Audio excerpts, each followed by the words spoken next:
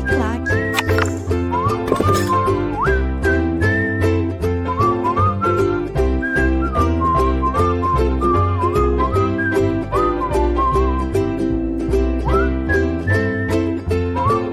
Fala galera que se liga no LAC Concursos. Chegando aqui na área novamente o professor Edenilson Moraes na condução desse processo pedagógico que visa deixar você muito bem capacitado para esse concurso, amigão e amigona.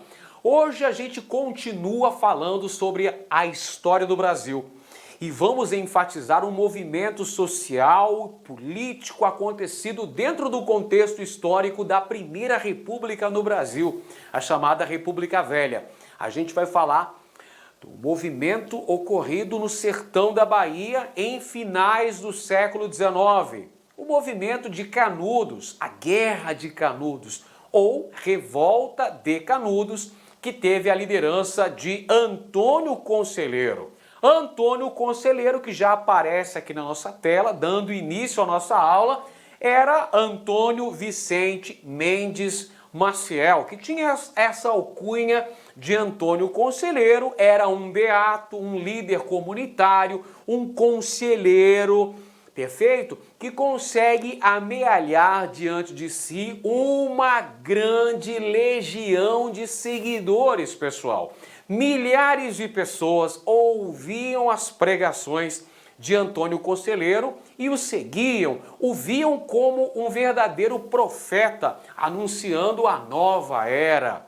Olha aí o caráter messiânico, o caráter milenarista desse movimento de Canudos. Antônio Conselheiro, esse nosso amigo, fazia enfáticos discursos. Ele parava no centro das cidades, das vilas do Nordeste e começava a fazer pregações com enfáticos discursos que abordavam temas religiosos, mas também abordavam temas sociais. E o principal alvo das críticas de Antônio Conselheiro era justamente a República recém-instalada no Brasil, a República que havia sido proclamada em 15 de novembro de 1889. A República, portanto, dava seus primeiros passos, mas Antônio Conselheiro já fazia pesadíssimas críticas contra a República, abordando que a mudança na ordem política brasileira não trouxe melhorias nas condições de vida da população, sobretudo da população mais pobre. O que ele não estava enganado, diga-se de passagem, viu? Antônio Conselheiro estava apenas retratando o que ele via. Na verdade, a República trouxe uma ordem bastante excludente. E Antônio Conselheiro chegava a dizer que a República era uma verdadeira obra do diabo. Fazia pesadíssimas críticas contra a separação entre Estado e Igreja. Porque durante a monarquia, a Igreja esteve atrelada ao Estado.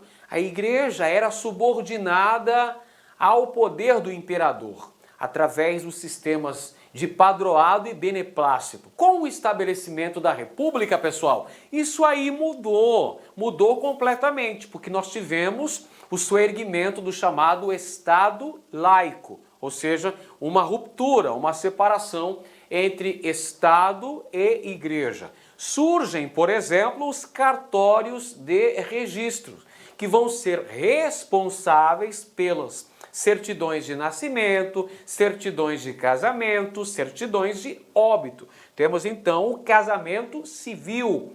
O casamento religioso perde toda aquela relevância que possuía durante o período monárquico. Agora, com o advento da República, o que vale, o que tem relevância é o casamento no cartório, ou seja, o casamento civil. E Antônio Conselheiro era contrário ao casamento civil, contrário a essa separação entre Estado e Igreja. E também era contrário aos inúmeros impostos implantados pela República, porque na ótica de Conselheiro, a ordem republicana era, sobretudo, uma ordem extremamente excludente, que não atendia às expectativas, às necessidades das camadas menos favorecidas. Então isso tudo, essas pregações que eram feitas por Antônio Conselheiro, essas suas peregrinações por várias cidades nordestinas, vários estados do Nordeste, o Conselheiro passou, fazia reformas de igrejas, fazia reformas de cemitérios, então ele conseguiu atrair para junto de si um grande séquito, um grande número de pessoas. Via no Antônio Conselheiro um verdadeiro homem santo, um homem da boa palavra, um profeta. Então vão segui-los, porque essa população estava sujeita a péssimas condições socioeconômicas. Quais eram as condições socioeconômicas do sertão, professor? Condições de extrema miséria, de exploração, a seca no Nordeste que assolava boa parte da região e causava mortes, causava queda na produção agrícola, causava muito sofrimento, muita exploração. Então isso tudo vai ajudar no surgimento dessa figura que prega uma nova era, que prega a conversão, a obediência aos preceitos religiosos. Vamos lembrar também que havia uma grande concentração fundiária, uma grande concentração de riqueza nas mãos de pouquíssimas pessoas, os grandes proprietários de terra, os latifundiários, os chamados coronéis, que exploravam uma grande quantidade de pessoas, que estavam sujeitas a toda essa vicissitude, a toda essa adversidade que enfrentavam. Por exemplo, miséria, exploração, marginalização desse campesinato. E aí, imaginem só os senhores, surge uma figura pregando ali a palavra da Bíblia, pregando a obediência cega aos preceitos católicos. É claro que essa liderança messiânica, prometendo uma nova era, prometendo um novo tempo, um tempo de abundância, de fartura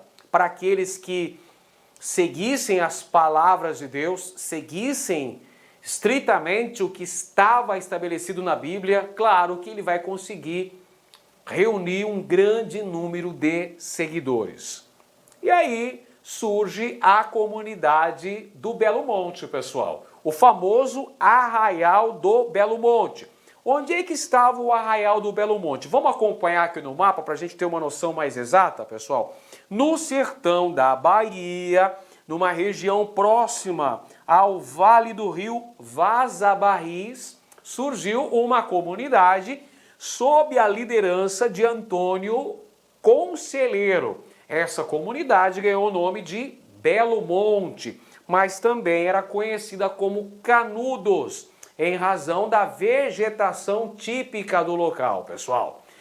Então, esses problemas econômicos e sociais enfrentados pela população, composta basicamente por camponeses expropriados, por trabalhadores rurais que não tinham condições, não tinham os meios de produção, não tinham propriedade de terra, eram excluídos, explorados, marginalizados, aviltados pelo governo e pelos coronéis da Bahia também, pessoal.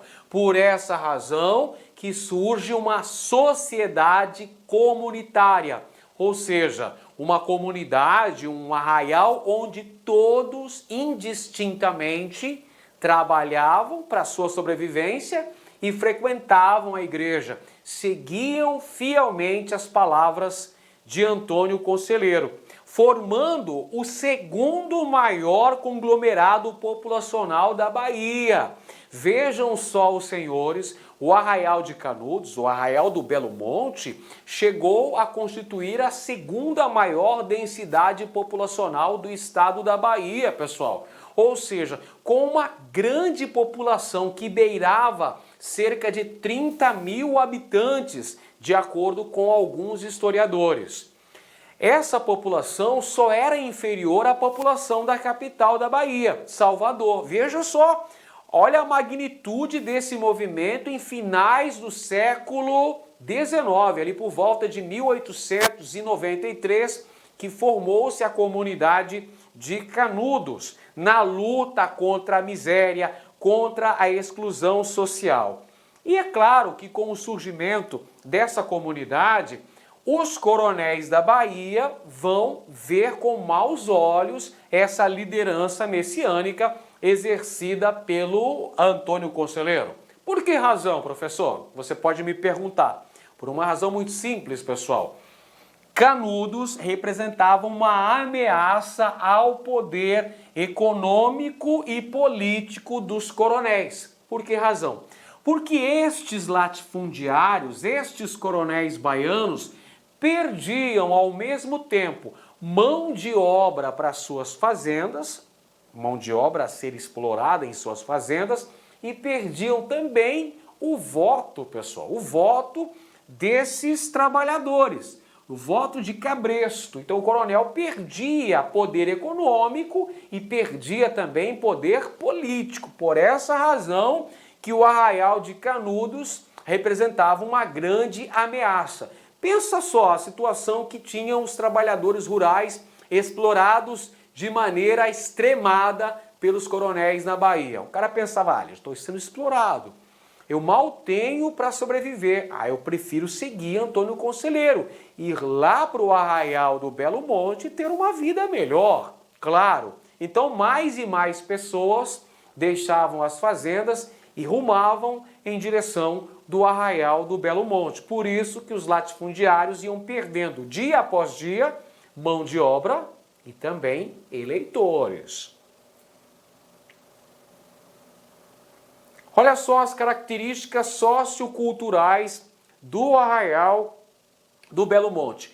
Do ponto de vista da religiosidade, pessoal, temos como características fundamentais o misticismo, o milenarismo e o sebastianismo. Olha só, como eu disse para vocês, Canudos foi um movimento messiânico que tinha uma importante liderança social e religiosa, representada na figura de Antônio Conselheiro. Portanto, é um movimento místico, milenarista, que pregava a possibilidade da existência de uma nova era. Essa nova era seria uma era de fartura, de abundância, de prosperidade, seguindo os preceitos religiosos pregados pelo bom conselheiro. E era um movimento também sebastianista, porque Antônio Conselheiro era um devoto, era um crente na volta de Dom Sebastião, uma velha crença que já existia em Portugal desde o século XVI, a crença na volta do rei Dom Sebastião, rei de Portugal, que morreu na Batalha de Alcácer Quibir em 1578 no norte da África. Este é o chamado sebastianismo, a crença no retorno de Dom Sebastião para trazer uma nova era, uma era de prosperidade, de fartura. E aí nós temos então a pregação messiânica feita por esse líder religioso, Antônio Conselheiro. Esse movimento de Canudos também tinha um forte apelo social, de contestação a essa ordem social vigente. Qual era a ordem social vigente? De grande exploração das camadas menos favorecidas, de grande exploração da mão de obra dos trabalhadores, pessoal, que estavam sujeitos a péssimas condições de vida, a marginalização política, ou seja, que tinham péssimas condições de vida. Conselheiro também pregava a necessidade do trabalho coletivo, aquilo que eu falei para vocês agora há pouco. Todo mundo deve trabalhar. Quem quer comer tem que trabalhar e tem que ter fé em Deus, tem que frequentar a igreja, tem que fazer suas orações diárias. A produção era coletiva. Produção e comercialização de alimentos. Porém, pessoal, olha só, o que os trabalhadores tinham que fazer? Todo mundo tinha que, evidentemente, ir para a lavoura, trabalhar para produzir alimentos necessários à sobrevivência do arraial. O excedente dessa produção de alimentos poderia ser comercializado, mas todo mundo deveria trabalhar e a galera também deveria contribuir na defesa da comunidade. Existia um batalhão, né? Uma espécie de exército paramilitar que defendia a comunidade de Canudos de seus inimigos. E olha que os inimigos dos habitantes de Canudos não eram poucos, pessoal. Agora, uma curiosidade, um detalhe, uma observação muito importante que você deve fazer aí no seu caderno é o fato de que, mesmo tendo essa questão do trabalho comunitário lá em Canudos, existia também a propriedade privada da terra e também de outros bens. Então, um detalhe interessante, pessoal. Canudos não era uma espécie de comunismo primitivo. Apesar de todos precisarem trabalhar para garantir a sua sobrevivência e a sobrevivência de todos enquanto uma comunidade organizada, lá também existiu a propriedade privada da terra e de outros bens, como por exemplo o pequeno comércio. Quem é que fazia a oposição a Antônio Conselheiro, pessoal? Quem era contra Antônio Conselheiro? Olha só, os coronéis, os latifundiários da Bahia, os coronéis, perfeito? Os grandes proprietários de terra eram contrários ao Arraial de Canudos, contrários à liderança messiânica exercida pelo beato Antônio Conselheiro. Por que razão? Já falamos a razão. Por conta da ida da mão de obra das fazendas pro Arraial. Então, quanto mais crescia o Arraial de Canudos, mais os coronéis baianos perdiam trabalhadores, perdiam mão de obra para suas propriedades. É claro que isso contrariava todo aquele poder, toda aquela autoridade exercida pelos coronéis. Os coronéis que vão ter grande protagonismo político na Primeira República, por conta da vigência do voto de Cabresto, pessoal, vão ter a sua autoridade contestada com a existência do Arraial de Canudos, que vai representar justamente uma ameaça a essa autoridade, a esse poder exercido pelos coronéis. Outro aspecto, a identificação de Antônio Conselheiro como monarquista. Você se lembra que eu falei no início da aula que Antônio Conselheiro via a República como obra do diabo, obra do demônio do tinhoso, do Satanás. Então, por essa razão, os inimigos do Arraial de Canudos vão dizer que Conselheiro era monarquista e vão dizer que Conselheiro representava uma ameaça para a recém-implantada República no Brasil. Então vamos lembrar que a República foi implantada no Brasil no ano de 1889, beleza? E o Arraial do Belo Monte formou-se em 1893. Portanto, a República estava dando seus primeiros passos. A República estava em fase de consolidação. Era o governo do primeiro presidente civil do Brasil, porque os dois primeiros presidentes foram militares, Deodoro da Fonseca e Floriano Peixoto. Depois, o poder foi entregue aos civis com Prudente de Moraes. Durante o governo do presidente Prudente é que aconteceu todo esse movimento no sertão da Bahia, conhecido como Revolta de Canudos. Outro aspecto importante foi a não legitimação das práticas religiosas laicas. Aliás, as práticas religiosas locais, que eram feitas justamente pelo conselheiro. Quem é que não reconhecia as práticas do beato Antônio Conselheiro, que celebrava missa, celebrava casamentos, batizados e tudo mais? A Igreja Católica Apostólica Romana. A Igreja não vai reconhecer conselheiro como, vamos dizer assim, alguém preparado para esses ofícios clericais. Perfeito? Porque conselheiro não tinha uma formação religiosa oficial. Conselheiro era um pregador, ele conhecia a Bíblia de forma autodidata, podemos dizer assim. Estudou a Bíblia durante muito tempo e começou a fazer as suas pregações. Mas a Igreja Católica, até para não ter o seu poder contestado, jamais admitiu o conselheiro como um líder religioso oficial. Via o conselheiro como um fanático religioso. Perfeito? Então a Igreja Católica não legitimava as práticas religiosas estabelecidas no Arraial de Canudos, tratando o conselheiro como um verdadeiro fanático. É por essa razão que serão incentivadas a formação de várias expedições militares com o objetivo de destruir completamente a comunidade do Belo Monte.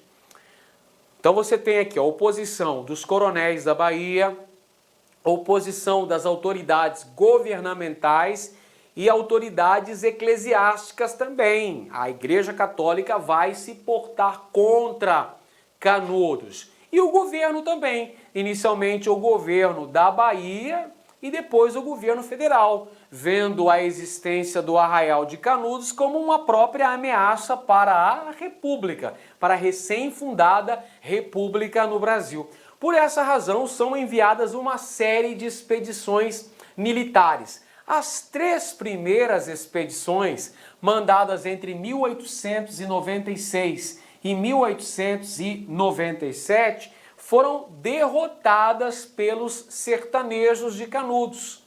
Olha só que detalhe interessante, pessoal. A primeira expedição que foi enviada para o Arraial do Belo Monte era uma expedição local, uma expedição municipal. A segunda expedição já era uma expedição estadual, do governo da Bahia. A terceira expedição, por sua vez, era uma expedição nacional. É o Exército Brasileiro chegando no Arraial de Canudos para destruir essa comunidade. Uma expedição comandada pelo Moreira César, um experimentado líder militar do Exército Brasileiro que havia participado, por exemplo, do combate à Revolução Federalista no sul do Brasil, o famoso corta-cabeças, Moreira César. Sabe o que aconteceu com ele lá em Canudos? Ele que acabou morrendo, ele que acabou perdendo a cabeça lá em Canudos. Porque as 3 primeiras expedições que foram enviadas para destruírem a comunidade de Canudos foram completamente rechaçadas pelos sertanejos, que utilizavam-se de táticas de guerrilha. Conhecedores da vegetação e do relevo dessa região do sertão da Bahia, eles facilmente derrotaram as expedições que foram enviadas para destruí-los. No entanto, meus amigos, a 4ª expedição foi fatal para os conselheiristas. A 4ª expedição, enviada já em meados de 1897, contando com cerca de 15 mil homens, destruiu completamente o Arraial de Canudos. O próprio Antônio Conselheiro morreu antes mesmo do cerco final ao Arraial de Canudos. Quando o exército finalmente invadiu e destruiu essa comunidade, o Conselheiro já estava morto, já estava sepultado, mas teve a sua sepultura profanada e teve a sua cabeça decepada e levada para Salvador. O exército queria a todo custo provar que Antônio Conselheiro era um fanático, era um demente. Perfeito? Então a cabeça dele foi levada para a Faculdade de Medicina de Salvador após a destruição do Arraial de Canudos, o cerco final contra a sua população que foi dizimada. Perfeito? Houve uma grande dizimação da população de Canudos, restando poucos de seus sobreviventes. Olha só, Euclides da Cunha foi correspondente do jornal Estado de São Paulo. Euclides da Cunha, esse importante escritor brasileiro, membro da Academia brasileira de letras, importante escritor brasileiro, ele atuou como jornalista, como correspondente do jornal O Estado de São Paulo e teve uma curta permanência no cenário da Guerra de Canudos, tendo contato durante esse período com soldados feridos, com jagunços capturados e com moradores do Arraial de Canudos. E aí ele reuniu todas essas informações, essas matérias jornalísticas que foram enviadas para São Paulo, posteriormente foram reunidas na obra chamada Os Sertões, publicada no ano de 1902, e que tem três partes: o homem, a terra e a guerra. São as três partes do livro Os Sertões, de Euclides da Cunha, onde ele fala que o sertanejo é, antes de tudo, um forte. O contexto em que se deu a destruição do Arraial de Canudos, pessoal, olha só, é o contexto da Primeira República no Brasil. Vamos lá, Primeira República no Brasil é o período que vai de 1889, data da proclamação, até 1930, quando tivemos o advento da chamada Revolução de 30, que levou ao poder Getúlio Vargas. Então essa é a Primeira República. Por sua vez, a Primeira República está subdividida em duas etapas. A primeira delas chama-se República da Espada, que é o período em que o Brasil teve dois presidentes militares, Deodoro da Fonseca e Floriano Peixoto. Depois a gente teve a República Oligárquica. República Oligárquica é o período em que houve o predomínio da oligarquia cafeeira, principalmente de São Paulo e Minas Gerais, na condução política nacional. Portanto, o contexto em que tivemos a Guerra de Canudos e a destruição do Arraial é o da República Oligárquica, governo do presidente Prudente de Moraes. É uma fase em que nós tivemos a consolidação da República no Brasil. Então as autoridades republicanas vão passar a combater o fanatismo religioso. Eu disse para você que Antônio Conselheiro era visto pelas autoridades republicanas e pelas autoridades eclesiásticas como um fanático, como um louco, não é? Que estava arrastando sertanejos para essa região, um verdadeiro fanatismo religioso. Então deveria ser combatido. E o combate ao messianismo, essa crença no retorno de D. Sebastião, essa crença numa nova era de fartura, de abundância, prosperidade. As autoridades republicanas viam o messianismo como um atraso cultural que deveria ser combatido. Eu trago aqui para ilustrar a nossa aula, pessoal, algumas imagens, alguns desenhos que dão para a gente uma ideia de como Antônio Conselheiro era retratado na capital da República, o Rio de Janeiro.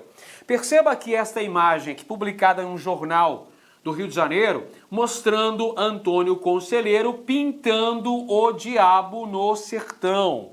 Pela Bahia, o célebre Conselheiro tem dado o que fazer e pode-se mesmo dizer que tem pintado o diabo. Ou seja, aqui tem a função de passar a ideia de que Conselheiro era um verdadeiro fanático religioso que precisava ser combatido. Por que os jornais cariocas apresentavam essa visão de Antônio Conselheiro, pessoal?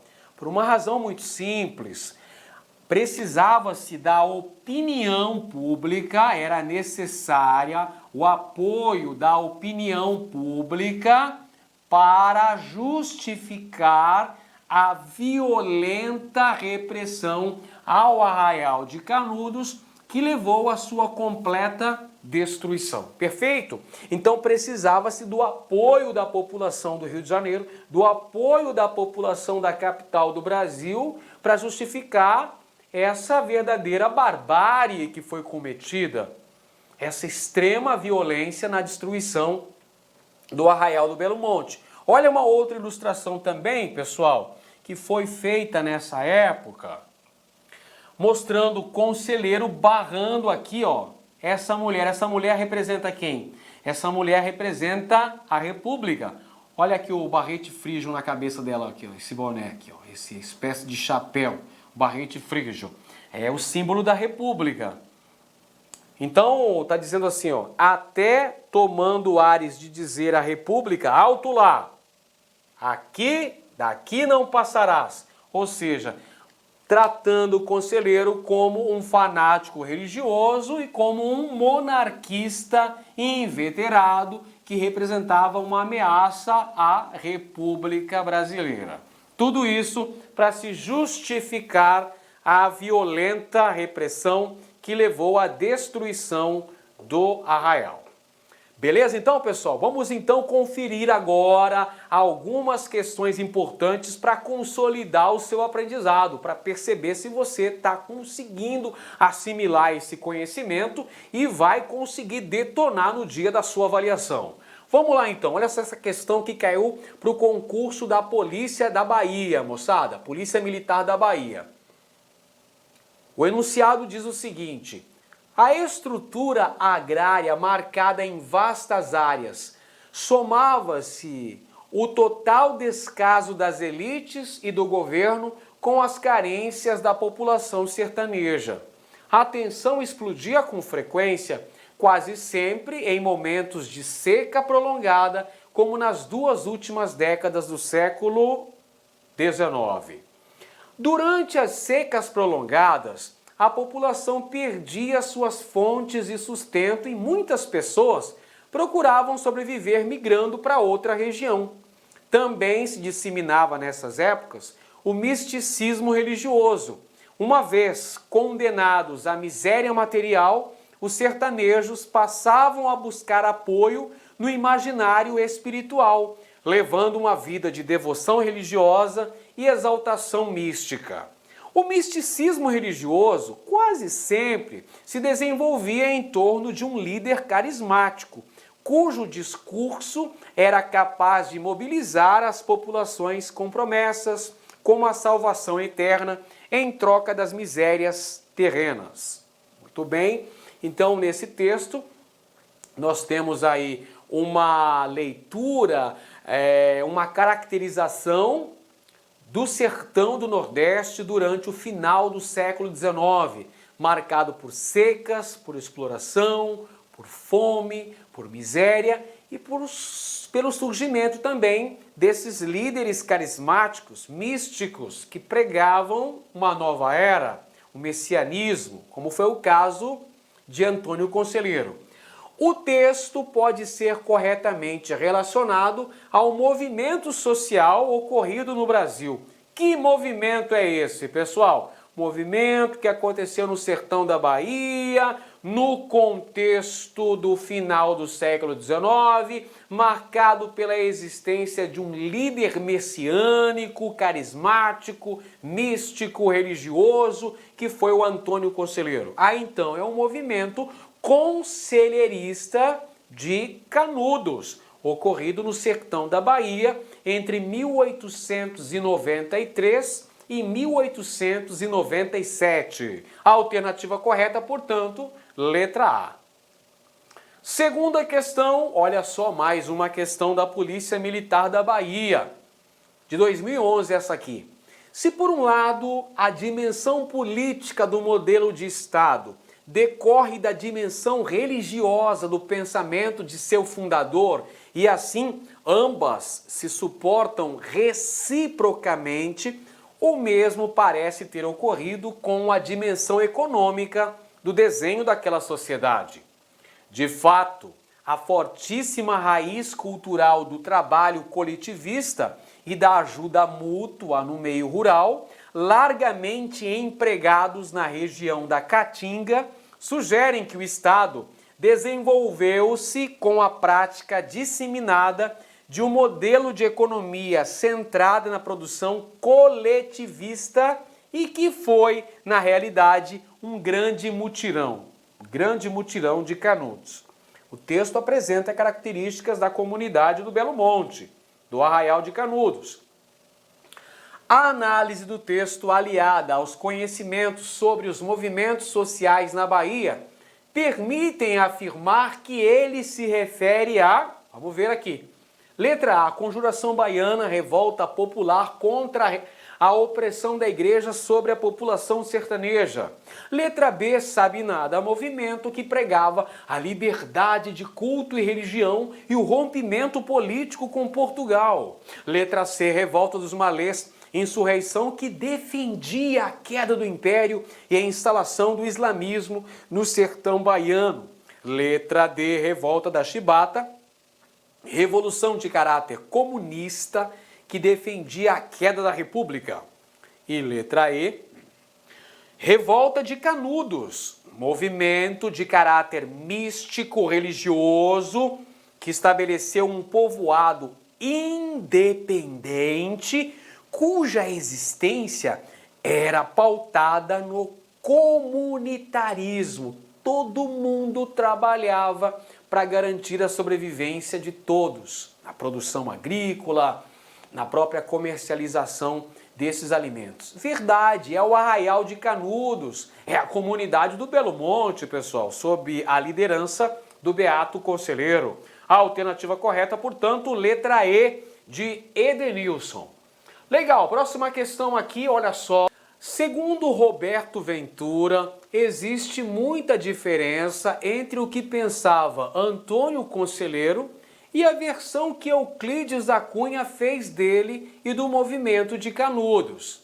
Escreveu Ventura que Euclides da Cunha percebia Conselheiro como um líder guiado por forças obscuras e ancestrais e por maldições hereditárias que o levaram à insanidade e ao conflito com a ordem republicana. Viu Canudos como desvio histórico capaz de ameaçar a linha reta republicana.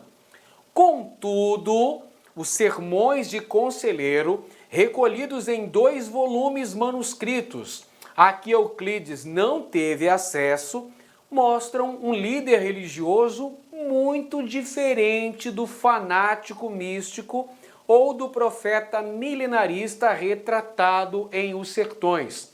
Relatam um sertanejo letrado, capaz de exprimir de forma articulada suas concepções políticas e religiosas que se vinculavam a um catolicismo tradicional corrente na igreja do século XIX. Então, olha só, pessoal, essa citação aí do antropólogo Roberto Ventura apresenta um revisionismo sobre Canudos e sobre o próprio Antônio Conselheiro, apresentando uma imagem dele e do próprio movimento de Canudos diferente da imagem retratada por Euclides da Cunha na obra Os Sertões, quando Euclides da Cunha mostrava Conselheiro como um líder fanático, um líder messiânico, um desvio histórico que representava uma ameaça à linha reta republicana. Já o Roberto Ventura vai dizer que, baseado nos sermões de Conselheiro, recolhidos em 2 volumes manuscritos a que Euclides da Cunha não teve acesso em suas pesquisas para escrever o livro Os Sertões, mostram que Conselheiro era um sertanejo letrado capaz de fazer discursos bem argumentados, discursos políticos e religiosos, e que as práticas religiosas de Conselheiro não destoavam dos preceitos religiosos da Igreja Católica do final do século XIX. Então é um revisionismo sobre o próprio movimento de Canudos e a liderança de Antônio Conselheiro. De acordo com essa nova interpretação de Ventura, o movimento de Canudos e seu líder lutavam pela criação de um local de, letra A, fuga da população rural oprimida pelos coronéis da Bahia e pelos bispos e padres locais que os exploravam. Em Canudos, a população era militarizada e armada para o confronto direto com os políticos da capital, vistos como ateus e guiados por forças obscuras e monarquistas. Olha, nada disso, pessoal. O Ventura está dizendo que o Antônio Conselheiro era um líder culto, que sabia argumentar questões políticas, questões religiosas, e que suas práticas não eram muito diferentes das práticas tidas como formais da Igreja Católica do final do século XIX. Não está dizendo que Conselheiro era uma espécie de Robin Hood do sertão que roubava dos ricos para dar para os pobres, nada disso. Queria formar uma comunidade militarizada para atacar os políticos da capital da Bahia. Nada disso. Afirmação incorreta. Letra B. Refúgio sagrado contra as secas e as leis seculares da República, como o casamento e o registro civil.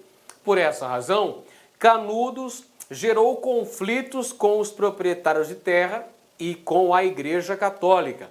Também serviu de pretexto à repressão dos grupos monarquistas, contribuindo para a implantação da política dos governadores, criada pelo presidente Campos Salles em 1898, justamente um ano após a destruição de Canudos. Olha, essa afirmação é correta, pessoal. Sim, de acordo com o que Roberto Ventura nos apresenta nessa nova interpretação, nessa releitura do movimento de Canudos, essa comunidade era um refúgio da seca, da exploração, da opressão exercida pelos coronéis, perfeito? E a Igreja Católica não reconhecia as práticas religiosas de Conselheiro. E a própria República, recém-implantada no Brasil, vai colocar o movimento como um fanatismo monarquista. Isso vai servir de pretexto para um processo de repressão violento contra grupos monarquistas que aconteceu no Brasil como um todo, com a política dos governadores que foi implantada por Campos Salles. Perfeito? Essa afirmação está correta, sim senhor. Letra C. Esconderijo de jagunços e cangaceiros que lutavam por uma melhor distribuição de renda, roubando dos ricos e proprietários, não é? E distribuindo o montante entre a população de Canudos. Isso gerou conflitos com os ricos proprietários. Apesar da intervenção da Igreja Católica, Conselheiro acabou preso e condenado à forca. Não, gente. É o que eu falei agora há pouco. Antônio Conselheiro não era Robin Hood do sertão, não, gente. Não roubava dos ricos para doar aos pobres. Nada disso. Nada disso. Qual que era a treta de Conselheiro com a República? A questão do casamento civil e dos registros civis. Os cartórios de registro civil, pessoal. Qual era a treta dos coronéis em relação a Canudos? É que os coronéis estavam perdendo mão de obra e eleitores que seguiam os ensinamentos de Antônio Conselheiro. Perfeito? E Conselheiro não foi preso e condenado à forca, ele morreu antes do cerco final a Canudos. Teve inclusive a sua sepultura aberta e a cabeça decepada levada para Salvador, como a gente falou na aula de hoje. Letra D, abrigo para uma população pobre vítima da seca nordestina e da constante imigração para o centro-sul do Brasil republicano. Apesar das boas intenções e de seus estudos, Conselheiro tinha uma política religiosa arcaica. Vamos sublinhar essa parte aqui. Ele diz que Conselheiro tinha uma prática religiosa arcaica e via a República como um desvio histórico. Por isso foi combatido e morto. Não, não é isso que o Ventura nos diz. Ele vai dizer que as práticas religiosas de Conselheiro estavam de acordo com o que era pregado pela Igreja Católica do final do século XIX, gente. E quem vai identificar Conselheiro como um desvio histórico, um fanático monarquista, é Euclides da Cunha. e não o nosso Roberto Ventura. Errada também a letra D.